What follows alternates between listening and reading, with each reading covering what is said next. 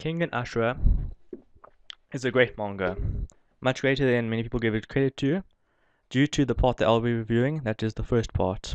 Now, the first part, in its art, characters, and many other things, is not that entertaining to many people. The comedy does get much better as the series goes on, so does the action, so does the art, so does the characters. But today I'm just reviewing it in its whole and just trying to talk about it. The first part is from chapter 1 to chapter 24, including the 005s, as that is before the actual Annihilation tournament starts.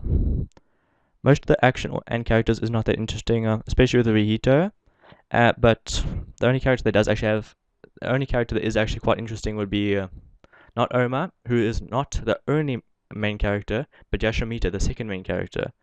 He is by far the only person you should really stay for, at least for his first 24 chapters. It does get better, but in all honesty, the art is probably going to be a 6.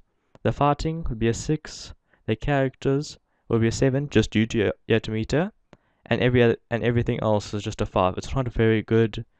I mean, Kengan Ashura does get way better, and there are people saying, you know what, I was going to read Kengan Ashura, but I hated the main character. For me, what got through was that I read Kengan Ashura 0 first, but there are a few spoilers there, so read it if you don't want to. Read it if you want to.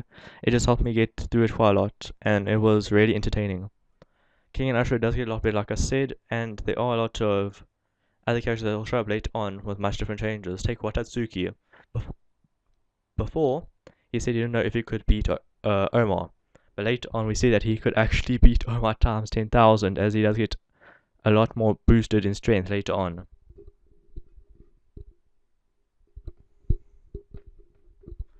Which to me, is a bit of a weird thing with the series, that it didn't really have that much of a plan from the start.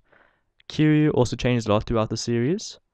For those who have not read it and are just coming here before the actual anime starts, Kiryu's this crazy oak.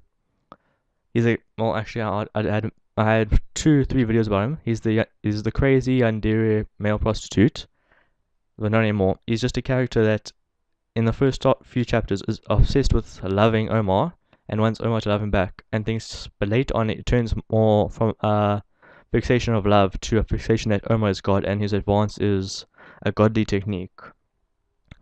Like I said, the characters aren't that interesting, or at least for me, they aren't that interesting in the earlier chapters.